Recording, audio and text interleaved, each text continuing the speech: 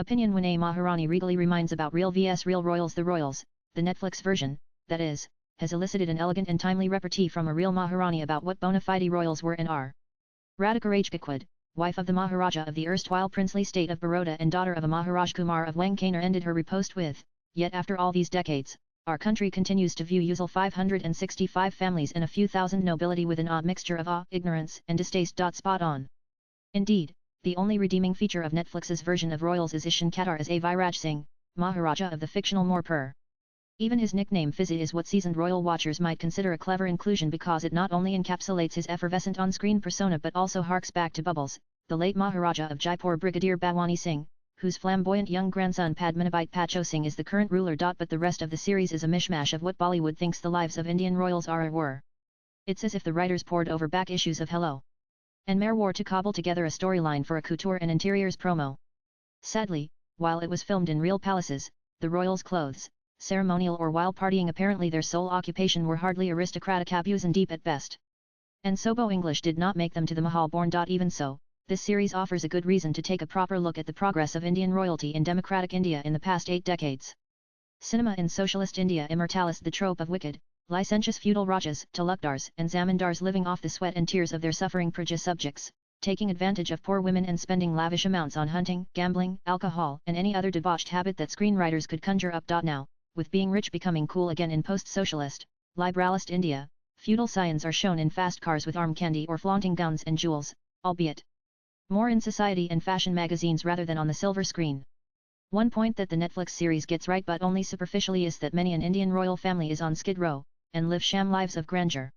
Unfortunately, the plot is too thin to present a credible picture of their existential dilemma. For the uninitiated, despite India no longer recognizing royal titles, they flourish in private and tourist circles, especially in the latter as they validate royal hospitality premium rates.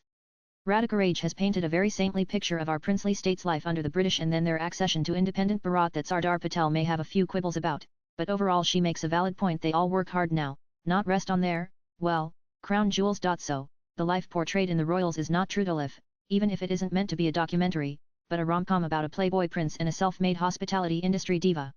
Even so, a modicum of understanding of royal protocol and relationships beyond Kamagani and Hukam, gaudily embellished mahals, bowing and scraping mustachio-adant turbaned retainers, not to mention polo matches, racing cars and fashion shows, would have been welcome. Indian royals foraying into the hospitality sector with their palaces in varying stages of grandeur and decay leveraging the aura of their glittery past was a story that began in earnest soon after liberalization. 3 decades on, there is hardly a fort, palace, shikarga, haveli, villa, or even cottage with royal links that have not become hotels, some with the former feudal owners still in residence, but most with professional managements who adroitly heighten the royal experience. So the plot of the Royal Sa hospitality professional seeks to turn a princely pile into a hotel where commoners can have a taste of regal life in the midst of actual royals is hardly new or earth-shattering. Equally cliché copyright D is young Fizza Morpur swanning around New York having affairs or modeling bare-chested in some sunny and sandy locale. While some may think they know who Khattar's A. Viraj is based on, rich and reckless playboy princes simply don't exist anymore. Heirs to one pistol salute states like Morpur could not afford such layabout lives. Most scions of actual former princely states have pretty mundane day jobs now: tourism, marketing, politics, even if they do get to trot out the family regalia, swords and horse-drawn carriages for marriages and funerals. Very unlike a century ago when Indian rulers' real power was mostly vested in the hands of their official British residents and their excesses were the stuff of legend. From the late 19th century till 1947, the world's top couturiers, jewelers, vintners and car makers beat a path to their palace doors to seek their custom. Though these rulers were cleverly called princes and only had HH or His Highness prefixed to their names rather than His Majesty, thereby keeping them below the British royal family and other European monarchies in the blue blood pecking order, Maharajas paid a king's ransom to procure the world's finest goods. Today, our derecognized royals are at best brand ambassadors for the world's top labels. They are not sitting in the front rows of international fashion shows as coveted customers, they are more likely to auction their baubles than bid for some at Christie's, and they are no longer the world's biggest buyers of premier cru wines and vintage champagnes. Many of them do still, however, wear their inherited gem-studded colgers, necklaces and bracelets with rare elegance. That regal elegance is hard to replicate, and the royals fails miserably on that count, no matter how reputed their stylist costume designer. No Maharani worth her French chiffons and graded Basra pearls today would wear what the royals' widowed queen and queen mother do. Radhika Raj, always a picture of Ella in traditional weaves, is not the only one who cringed royally.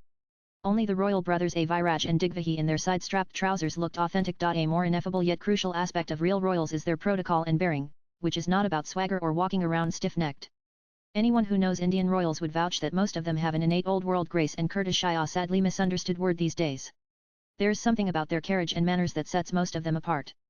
Caricaturing is easier than accurate portrayal, and the royals' writers, unfortunately, get neither right. For anyone familiar with the protocol of India's royals, especially Rajputs from Rajasthan and affiliated families, the consistent use of the word Maharaji to refer to a Viraj and his father is especially jarring.